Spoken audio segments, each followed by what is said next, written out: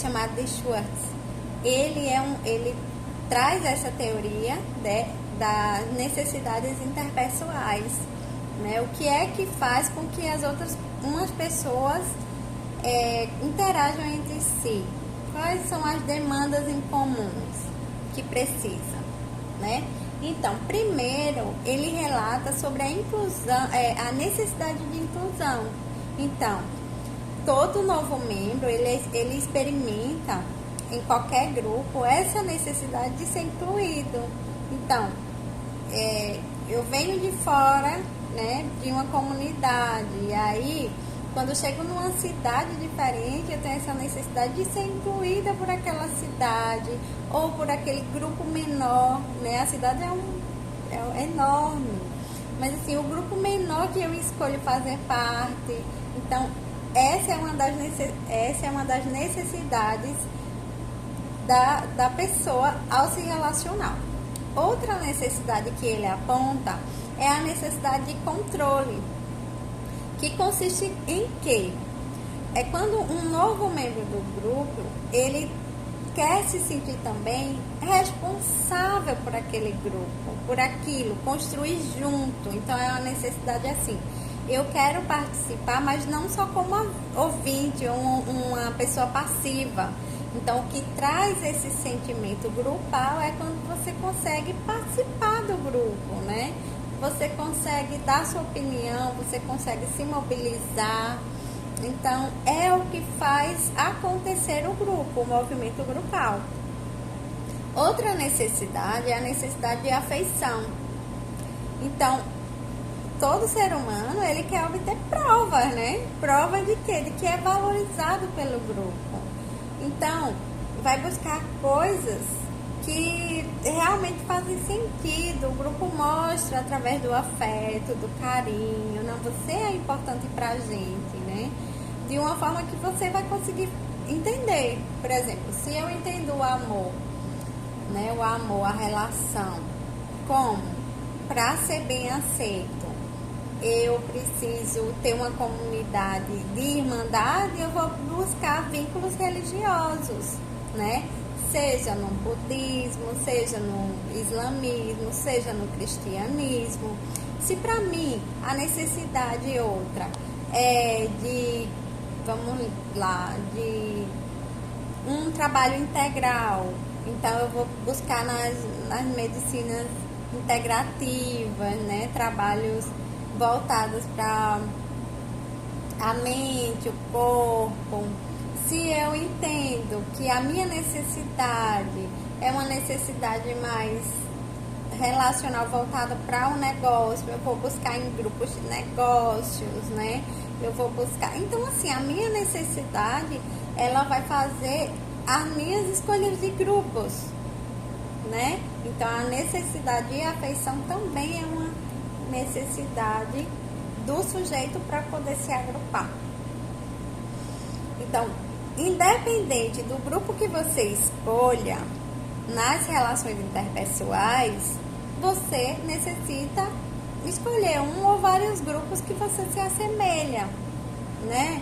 Ah, Jéssica, eu gosto de tanta coisa em particular, eu gosto, né? Por exemplo, eu gosto de natação, vou buscar um grupo de natação, eu gosto... E assim você vai construindo, né, as suas redes sociais pautadas nos seus grupos de apoio. Mas o que a gente tem que levar em conta é que todo mundo tem esse viés que necessita de alguns grupos, né? Mesmo que você, enquanto sujeito, Jéssica, eu me sinto tão deslocada, né? Eu não tenho um grupo específico que eu faça parte, que eu me sinta pertencente. E aí você me pergunta isso, eu digo, isso é muito normal. Por quê? Porque um indivíduo, ele é um universo de possibilidades. Nenhuma conjuntura social, eu digo conjuntura social, eu quero me referir a conceitos, né? Nenhuma caixinha social. Por quê? A sociedade, né, o homem, para entender o social, muitas vezes ele coloca em caixinhas. Mas isso é muito mais para o coletivo. Então tem coisas que eu sinto que o outro não sente, mas assim, a gente vai com outros objetivos, mas isso não tira a minha individualidade. Então, enquanto sujeito, eu nunca vou ter completude no outro, no grupal total. Então, nenhum ser humano vai se sentir completo totalmente em nenhum grupo específico, entende? Porque eu vou ter afinidades diversas. E mesmo as minhas afinidades não vão resumir a minha essência, que é onde eu quero chegar. A essência, nossa essência é muito complexa.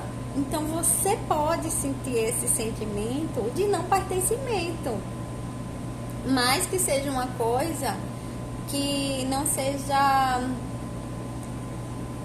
exorbitante, sabe? Porque a partir do momento que é exorbitante, a partir do momento que é muito, se torna o quê? Se torna uma questão já patológica. Aí quando é uma questão patológica, né, que você não vê sentido em nenhum grupo específico, aí sim, aí você tem que buscar em você mesmo, né, através da autoanálise, de terapias, o porquê que você não se adequa a nenhum grupo específico ou vários grupos, porque a ideia, enquanto sociedade, enquanto pessoa inserida numa sociedade, é que ela se adeque a vários grupos, sim, né? Por conta da nossa pluralidade enquanto sujeito. A gente é personificado em diversas formas, diversos gostos, né? A nossa essência, ela meio que prova de vários saberes, né? E nada mais pertinente do que você gostar de vários grupos. E tudo bem, você não precisa ser aquele extremista, né? De gostar de um grupo só e morrer por aquele grupo. Não, eu acho que isso nem é saudável, na verdade, sabe? Você precisa experimentar e provar, sim, de grupos que você, claro, respeitando o seu limite, respeitando a sua individualidade enquanto pessoa, né? Então, o que tem também atrapalhado hoje em dia as relações interpessoais, né, é um tanto a nossa sociedade pós-moderna, né, ela vem cultivando muito a questão do individualismo, né? Uma coisa é você praticar o individualismo, que é aquele do eu sozinho no mundo, né? E a outra coisa é você saber os traços particulares de vocês, né? Olha, Jéssica, eu gosto de estar em sociedade, mas eu tenho o meu tempo, ok. Jéssica, eu gosto de estar em sociedade o tempo todo, ok, né? Outra coisa é o individualismo, que é aquela perversidade, assim, que imputa no sujeito de o mundo pode pegar fogo, né? Ou, por mim, pode desmatar a Mata Atlântica toda, eu estando bem, né? Eu ganhando o rio disso e daquilo, tá tudo bem. Então, quando a gente fala individualismo, né, que é o que o capitalismo, que é o nosso sistema operante no momento, ele prega, ele traz uma parte do individualismo feroz, né, aquela coisa, eu por mim mesmo, e a gente vive numa selva. E, na verdade, o nosso ser, a gente precisa ser respeitado nos nossos limites, sim, mas a gente precisa entender que existe um mundo e uma sociedade em volta, né? Então, a gente precisa, para relacionar-se com o outro, primeiro de quê? De uma reflexão de quem nós somos. A partir do momento que eu não sei quem eu sou e para onde eu estou indo, eu não vou saber as pessoas que eu quero perto de mim, né? Então, as reflexões, elas vão ajudar muito nesse sentido. Por exemplo, né, a partir do momento, eu vi isso em um vídeo de uma pessoa que eu gosto muito, né? admiro bastante, e ele falando fez muito sentido, né? Que fala que o que é mais atraente em uma pessoa é sua alegria de ser, né? E isso fez muito sentido. Porque quando essa pessoa se conhece o seu interior, ela sabe das suas qualidades, ela sabe o que pode oferecer para o outro. Então não é qualquer coisa que o outro diga ou fale ou reflita que vai interferir na sua pessoa, entende? Então essa reflexão e autorreflexão, ela vai ajudar muito na relação interpessoal sua, e não só sua, né, enquanto relacionamento, né, atraentes de forma marital, ou de forma de um namoro, ou de forma de uma amizade. Então as pessoas, elas gostam de pessoas, de outras pessoas que também tenham essa mesma vibe, né, na maioria das vezes, porque olha que tem outros grupos que são selecionados de outras formas. Mesmo que analisando, eu vejo que eles são bem mais felizes, né? Muito felizes. Então, segundo Savaya, que é uma autora da psicologia social que eu admiro muito, ela traz um saber que ela diz assim: a consciência só se transforma quando se emociona. Então, a gente só tem uma transformação de nossa consciência a partir do momento que a gente sente, sabe? A partir do momento que a gente sente alegria, a gente sente tristeza, a gente sente amor, né? Como é que a gente vai conseguir chegar a um amor? Primeiro a gente vai se apaixonar, né? A gente vai olhar para o outro com outros olhares, né? Com olhares de admiração, com olhares de que seria uma pessoa que iria compartilhar os mesmos planos, né? Que seria uma pessoa que realmente poderia agregar algo, porque ninguém vai se relacionar com o outro se não for para agregar, né? Aí não seria uma relação saudável, não é isso? Importante o quê? Se conhecer, saber suas limitações. Olha, até aqui eu posso ir na relação, né? Até aqui nesse grupo eu posso ir. Passou daqui, já não dá mais pra mim. Por quê? Pra não ficar uma coisa que lhe anule, porque relação é o que? A junção de dois. A partir do momento que eu tenho que me anular para poder caber em um grupo, eu despersonalizo. Ao despersonalizar, eu adoeço. Entende? Então você, enquanto pessoa, tem que ser respeitado também no meio que você está, assim como respeitar o outro. Isso é a construção de uma relação, né? Os dois, um respeita a individualidade do outro e caminham juntos, né? E para isso você tem que saber também os seus defeitos. Olha, eu tenho vários defeitos, né? Tenho vários defeitos. E aí eu vou olhar para o outro já com aquela intenção: poxa, eu tenho vários defeitos, aquela pessoa é tão, sabe, cabe tão bem no meu mundo. Então eu acho que os nossos defeitos podem ser minimizados, porque eu vou poder tolerar mais também os dele, né? Isso eu tô falando numa relação interpessoal, né? Seja de amizade, seja de relacionamento, né? Numa comunidade também, né? Numa comunidade também você vai precisar saber de tudo isso. Para obter, né, uma relação interpessoal saudável, o que é que eu vou precisar ter? Quais os objetivos que eu vou precisar ter, né? Primeiro, determinação. Eu quero estar. Então, o eu querer estar faz toda a diferença, né?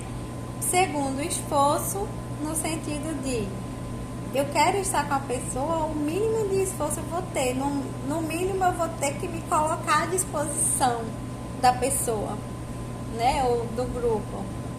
E a habilidade. Habilidade de quê, Jéssica?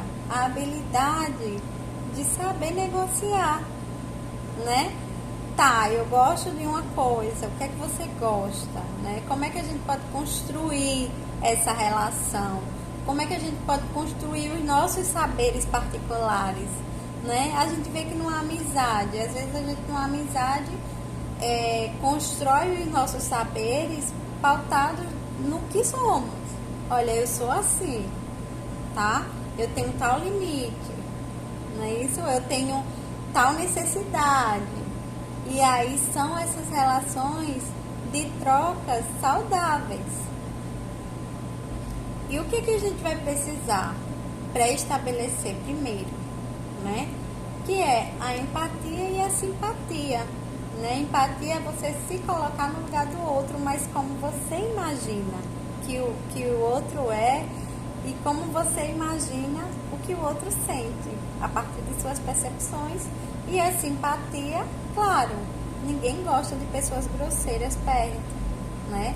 A gente tolera, às vezes, só pra, né, a gente vai e meio que, né, deixa um pouco de lado, a gente finge que não vê, né? Porque nenhum ser humano, eu desconheço esse ser humano que não gosta de uma pessoa que seja simpática, né? Então, trabalhar a simpatia para as relações interpessoais é imprescindível, né? Então, é bom a gente saber, lembra que anteriormente eu falei um pouco sobre individualidade, né? Então, é importante a gente ter essa noção de que existe uma individualidade que é pregada pelo capital, que é você não tá aí nem para nada, e existe a individualidade que você deve preservar em você e no outro, que é a sua singularidade enquanto sujeito, né? É aquilo que faz a sua moldura, vamos dizer assim, sabe? Faz quem é que você é esse tipo de individualidade. Então, a gente precisa saber os costumes do outro, né? Os hábitos, como é que é, o que ele entende de relacionamento, o que ela entende de relacionamento, né? Eu costumo usar essa metáfora já faz um tempo, viu? Que é, a gente costuma fotografar o outro. Como é isso, Jéssica? A nossa visão, a Gestalt traz muito isso, né? A nossa visão usa o quê? Tipo uma visão fotográfica do outro, o que é que eu percebo no outro. Então, eu vou captar do outro o que eu vejo nele, né? O que talvez eu consiga captar dele das vivências. A gente chega a ser muito radical quando a gente fala, reflete quem a gente é, e nem sempre. O que a gente vê do outro pode partir também daquele olhar do que eu vivenciei com o outro, naquela relação ou em outras relações. Então, quando eu estou aberta para um relacionamento, o que eu tenho que ter cuidado, né? De não fotografar no outro aquilo que eu vi nas minhas outras relações, as minhas percepções antigas, né? Pode me dar um norte? Pode, geralmente dá. Mas não vão ser percepções 100% da pessoa. É isso que eu quero dizer para você, né? É um leque de possibilidades, mas não é o norteador principal, tá bom? Então, a gente vai captando o outro, por quê? Também para formar as nossas autodefesas, e isso é muito natural, certo? A gente deve trabalhar e tudo, mas não é algo como a autodefesa que vem a gente dizer, por autodefesa eu não posso, né? Eu não posso entender o outro. Mas sim, a gente consegue entender o outro a partir do momento que a gente discerne, peraí, ele tem tal costume, ela gosta disso, né? Ou seja, quente, frio, bons, ruins, sensíveis, complexos, né? Então, quando a gente não tem algumas propriedades de alguns conceitos, né? Por exemplo, eu não sei bem o que seria aquele conceito para a pessoa, vamos dizer, né? Então, o interessante, eu vou sair um pouquinho, o que é preciso? É preciso que a gente escute o outro, saiba escutar, sabe? Para que a gente não faça também preconceito, não tenha preconceitos, não idealize muito, né? Principalmente a gente vive hoje eu não tenho visto bem menos, né? Eu acho que os jovens e adolescentes, eles, para se relacionar, eles têm idealizado bem menos, né? A gente vive num excesso de informação. Mas muitas vezes a gente idealiza o outro, que é o quê? É quando a gente projeta no outro o que a gente é e o que a gente queria que a pessoa fosse, fizesse ou não fizesse, né? Então, escutar o outro, a versão do outro, é muito importante nas relações, né? Um tempo de escuta qualificada, né? Quando é que a gente pode se relacionar com o outro, né? A relação, ela só vai se dar a partir do momento que o outro estiver disposto para uma relação aberta e autêntica. Alguns casais, né, enfrentam problemas relacionais, né? De que forma, né? Porque a partir do momento que cada um vive o seu mundo, não está aberta para a relação autêntica. E aí deixa a criatividade de lado, deixa o nós de lado, que a gente falou anteriormente, né? Deixa o nós de lado, né? Passa a viver só o eu, né? Então, na relação, os dois têm que estar dispostos para quê? Para uma relação autêntica, né? Isso serve em todos os âmbitos. Vamos falar numa relação marital, né? Jéssica, eu estou enfrentando um problema, né, com meu esposo, que a gente não consegue se dar bem na cama, vamos dizer assim. E o que é que a gente poderia falar? Os dois se conhecem, os dois buscam as mesmas coisas, sabem que ali é um momento de intimidade e de prazer, e por que não se colocar à prova, se colocar a conhecer coisas novas, a buscar um universo de possibilidades, né? Que é um desafio, principalmente depois que você está um tempo com a mesma pessoa, né?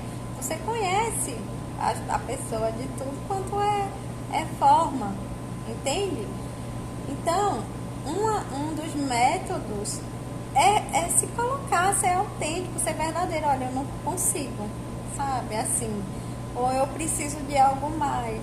Então, na relação, precisa dessa disposição de conversa, de tempo, esse investimento de estar com o outro.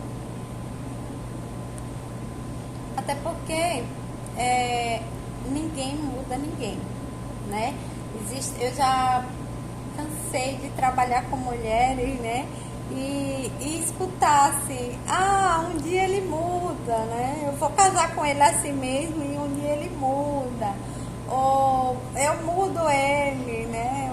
Ninguém vai mudar ninguém. A pessoa, por isso que eu digo, você precisa buscar grupos que se assemelhem a você, senão não dá jeito, não tem jeito. Porque um fala uma coisa, outro pensa diferente e vai por outro caminho. Entende? Então o grupo precisa ter uma base igual, precisa pensar igual, pelo menos em alguns aspectos, né? Não na sua totalidade, mas em alguns aspectos. Partindo para a relação interpessoal de duas pessoas só, sem ser grupal, né? A pessoa também precisa ter esse entendimento de que precisam andar juntos, mas eu nunca vou mudar ele ou ela, né?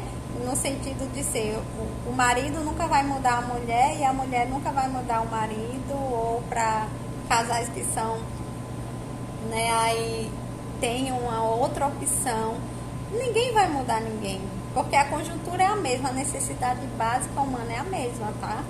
Qualquer tipo de casal, a necessidade básica é o mesmo.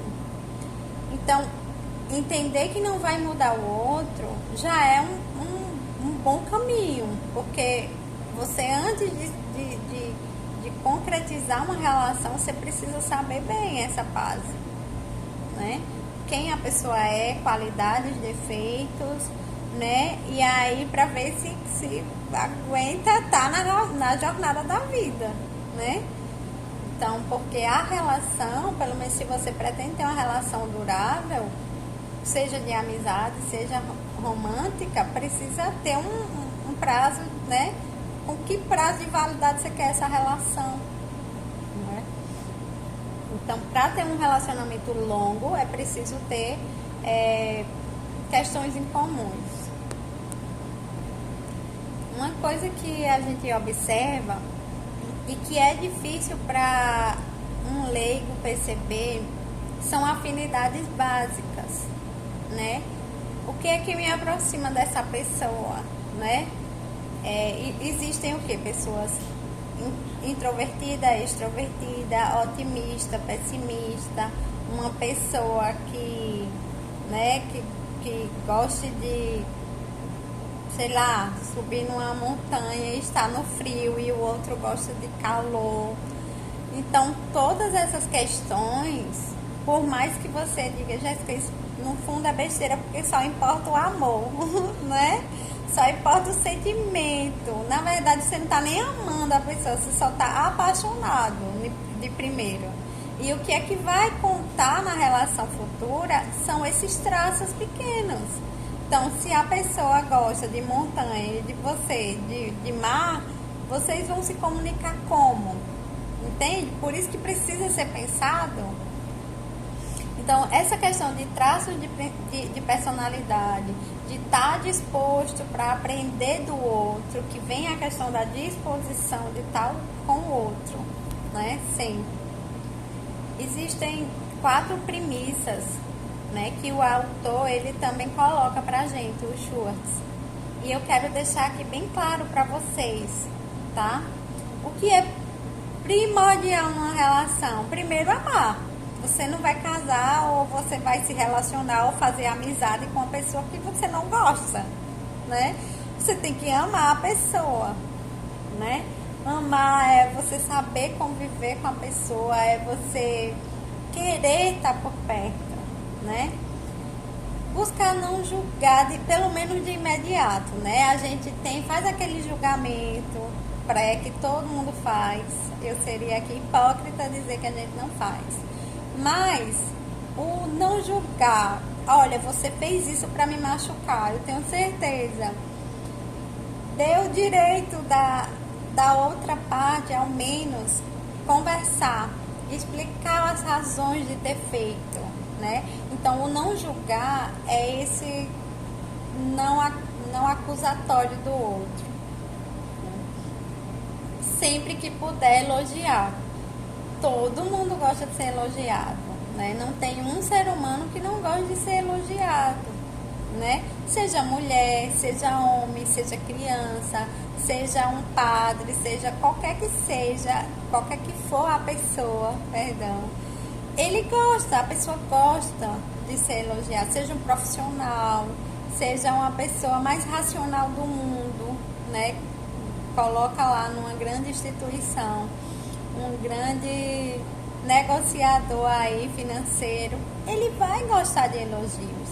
Então, o ser humano, sempre que você puder, você elogia a pessoa, né? Reconhecer seus erros. Então, vai chegar um momento que você vai errar na relação com o outro, né? E você saber reconhecer que errou naquela situação vai fazer toda a diferença para o outro entender o quão é valioso estar com você, sabe? Poxa, tá bom. A pessoa reconheceu e quis mudança, porque também não adianta você reconhecer e permanecer na mesma, né? Não, eu reconheci e a partir daquele momento é uma coisa que eu não quero mais para minha vida e para nossa relação. E buscar superar juntos, né? O importante da relação é quando os dois superam. Eu vejo muitas mulheres hoje que vivem em relações frustradas, assim como homens também, né? Frustradas porque aconteceu algo e os dois não superaram juntos, né? É meio que eu tô caminhando com a pessoa e aquela pessoa errou, eu errei, um cai, vamos dizer, no meio do caminho e o outro continua andando, né? Continua andando e deixa a pessoa lá sem a assistência adequada. Então essa questão de reconhecimento é muito importante. E ainda tem mais duas, que seria o dialogar, que a gente trabalhou muito nesse vídeo, a conversa com o outro e o ser grato. Né? É tão bom quando a gente vê que impactou positivamente na vida do outro. Né? É tão bom saber que contribuiu com algo para o outro. Então ser grato para aquela pessoa não quer dizer que você vai passar a vida toda grato, mas você externar, né? Olha, eu gostei bastante do que você fez, né? E se for numa relação, melhor, porque produz o que? Confiança. A partir do momento que você mostra gratidão àquela pessoa, você produz confiança. Se você fez o que eu gostei, algo que o outro gostou, eu vou confiar mais no trabalho do outro, eu vou confiar mais na relação do outro, Então, é uma relação que produza sentimentos bons, né? Não que outros não possam vir, né? Mas que os bons superem. E vou finalizar já o nosso vídeo, né? Espero que vocês tenham gostado das dicas de relacionamentos interpessoais. Vou deixar com uma frase que eu gosto bastante, que é: se você falar com um homem numa linguagem que ele compreende, isso entra na cabeça dele, você atinge o seu coração. Então, fale com o outro de uma forma que o outro acesse, né? Esteja com o outro da forma que o outro sinta, viva com o outro da forma que o outro se sinta acompanhado, tá bem? Então, um abraço grande, ficam bem, tchau, tchau.